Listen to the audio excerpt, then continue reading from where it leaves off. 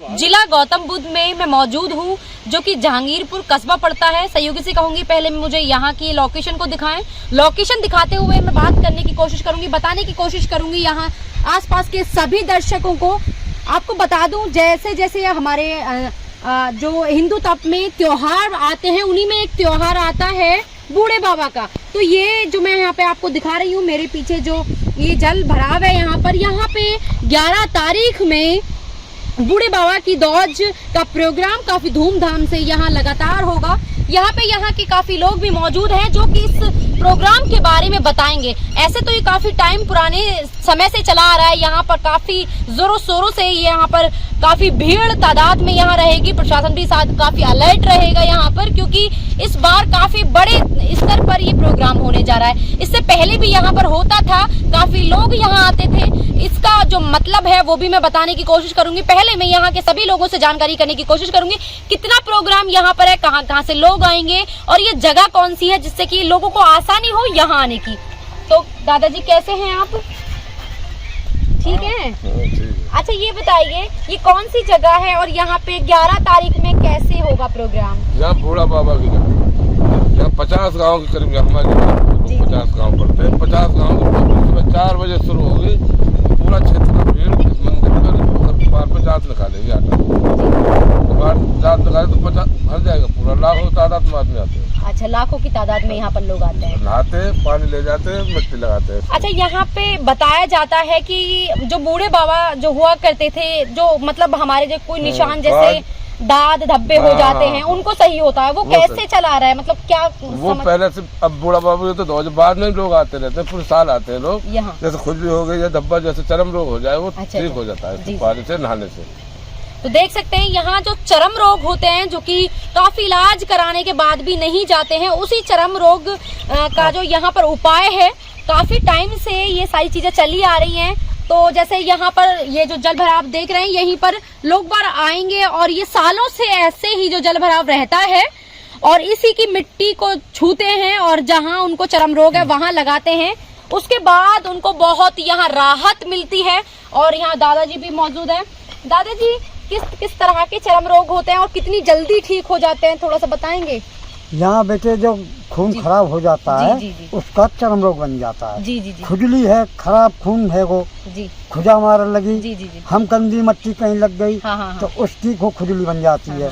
तो उनको सबको इलाज यहाँ जल में नहाओ और अपने टीको लगाओ। ये तो 1 साल से यहाँ पर जल भराव है, तो कहीं ना कहीं हम गंदगी भी कह सकते हैं। तो इस गंदे पानी से कैसे साफ हो सकता है? ये साफ जो पहले बारिश को होता है जी, और जब इसमें कोई कमी आ जाती है तो पानी की कमी तो हम ट्यूबवेल से भरवा देते हैं। इनकी साफ सफाई रखते हैं हर बात की। अच्छा, कहने को जिस तरह से आज की जो पीढ़ी है वो मतलब गंदगी से बहुत ज्यादा दूर हटती है, लेकिन यहाँ पर खुद ही गंदे पानी से जो है चरम रोग जैसे खत्म हो जाते हैं। तो कहीं ना कहीं मान्यता है यहाँ पे सब लोगों की। और यहाँ पे काम भी जो आते हैं, जो आस्था लेके आते हैं, वो पूरी भी होती है। पूरी मांगता तुम्हारी पूरी होगी, हर बात की सुविधा होगी, कोई कैसी परेशानी नहीं है। यहाँ में पानी बहुत पवित्र है। बड़े बूढ़े के हमारे दादा परदादा के आगे से ये चला रहा।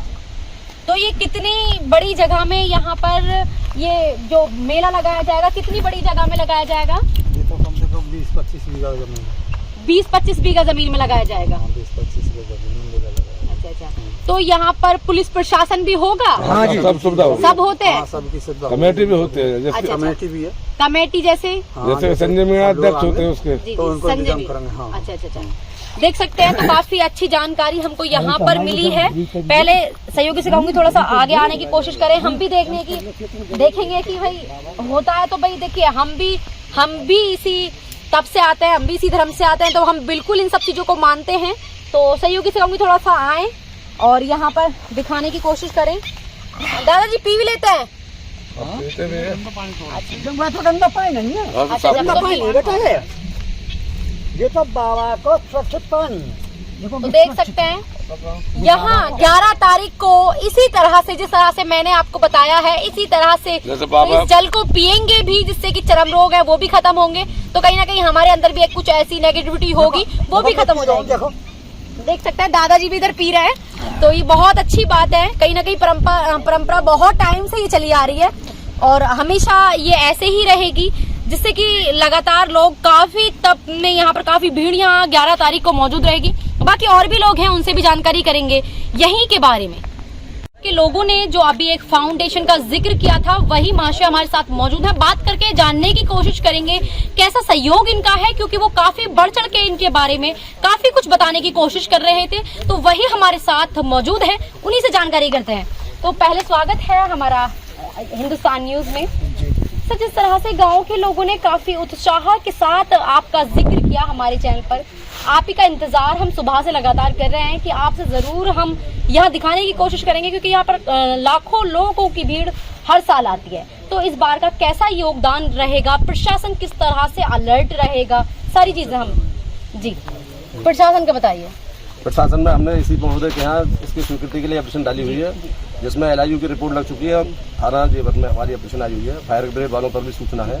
हर बार व्यवस्था हमारी पुलिस फोर्स बेहद चाक चौबंद रहती है। महिला पुलिस भी होती है, PSC भी होती है, फायर ब्रिगेड गाड़ी भी होती है, पूरी सुरक्षा होती है हमारी। किसी तरह की नोक झोंक ऐसी चीजें नहीं पाई जाती हैं। 2002 से इस कमेटी में हूँ मैं और पिछले 15 साल से अध्यक्ष हूँ। आज तक मारपीट तो क्या, कोई भी महिला, किसी महिला के साथ कोई भी बदतमीजी किसी प्रकार की अभी तक तो हुई नहीं है। तो मैं फाउंडेशन की बात करने की कोशिश, सर ये आपने कब से सोचा और ये कब से आपका फाउंडेशन चला आ रहा है, चेरी फाउंडेशन जो है, और इसमें कितने लोग बढ़ चढ़ के हिस्सा ले रहे हैं? ये सभी मेरे साथ पीछे खड़े हुए हैं, सभी का जिक्र मैं चाहूंगी।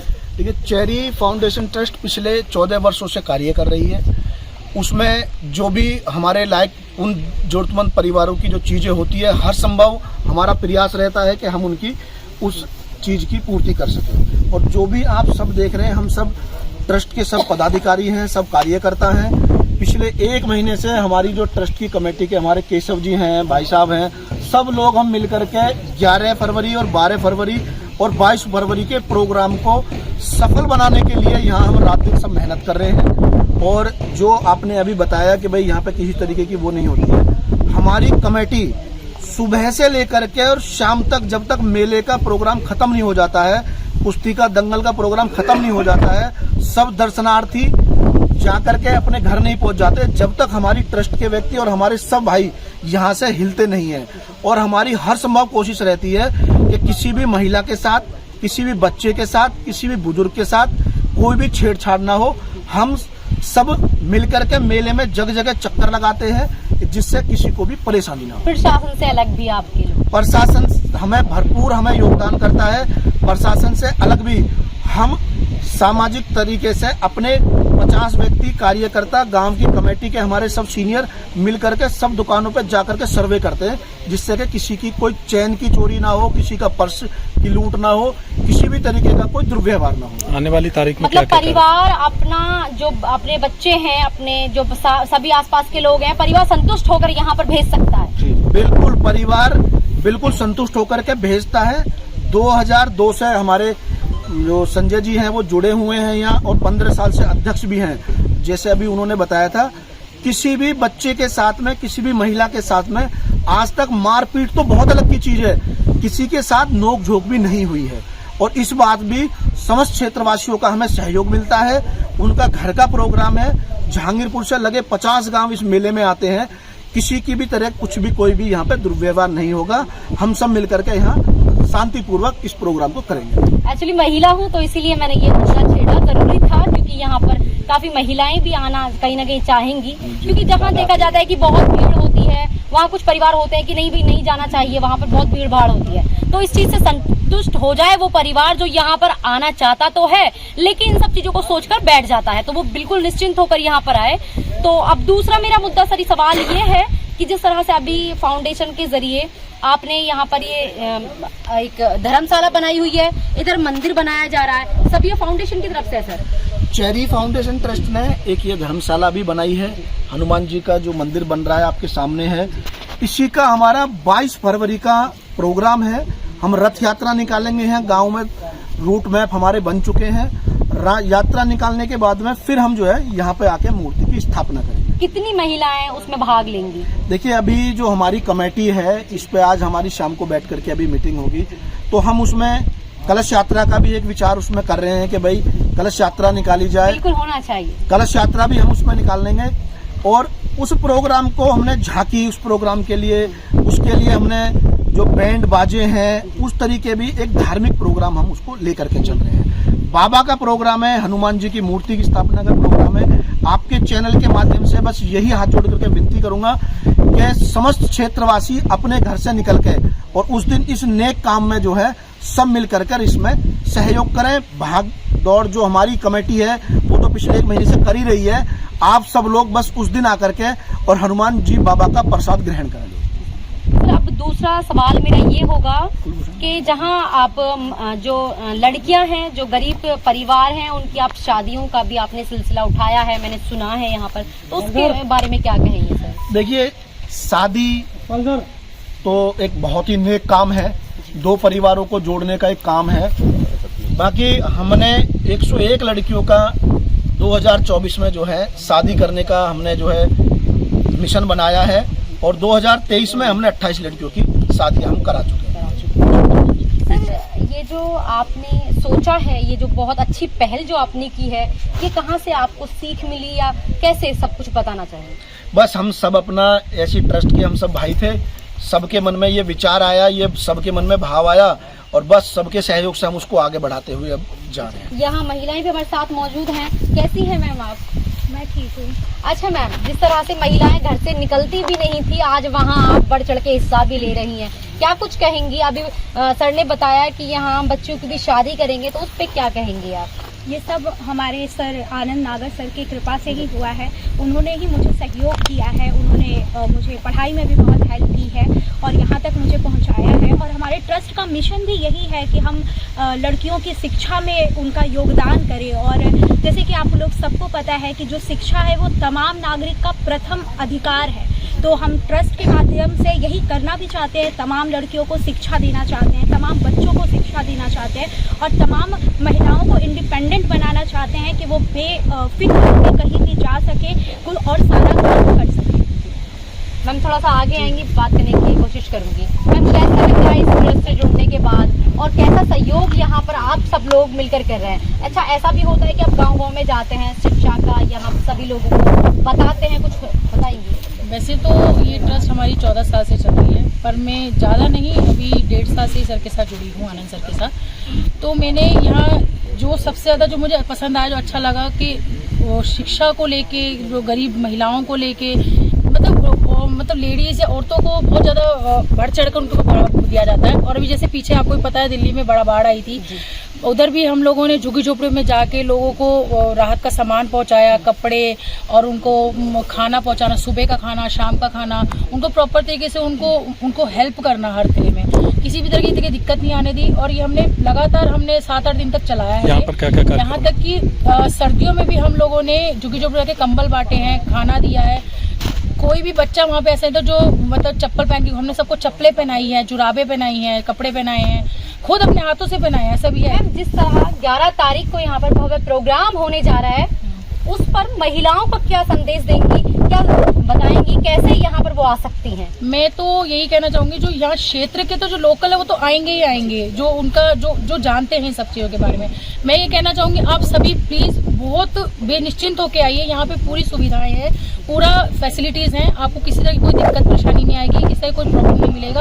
हम सब आपके साथ खड़े हैं, हम सब आपको पूरी देखरेख से हर मेले को पूर्ण करेंगे। मैम 11 तारीख को तो यहाँ पर बूढ़े बाबा की दौज लगाई जाएगी, 12 और 13 में सुना है शायद 12 में है। 12 होने वाला 12 को यहाँ पे एक दंगल का प्रोग्राम रखा गया है, कुश्तियों का प्रोग्राम है। उसके बाद हमने ये 1 या 2 बजे के आसपास हमने इसमें फिर रागनी का रंगारंग प्रोग्राम रखा है, सांस्कृतिक प्रोग्राम रखा है। उसमें भी ये लगा लीजिए क्षेत्र के तो जो लोकल लोग आएंगे, दिल्ली एनसीआर तक के भी लोग, दूर दूर से लोग आ रहे हैं। हमने जिस तरह से इसको प्रचार किया है और सबको इनवाइट किया है, हम चाहते हैं ज़्यादा से ज़्यादा महिलाएं इसमें आएँ। और मैंने वैसे सर से कहा है कि कलश यात्रा भी हम इसे निकालें रथ यात्रा के साथ साथ, उससे और अच्छा एक मतलब बढ़िया लगेगा सबको। जब हम यहाँ से क्षेत्र से निकलेंगे, कलश निकलेगा, बहुत अच्छा बढ़िया एक होगा देखने में कि हाँ कुछ हो रहा है यहाँ।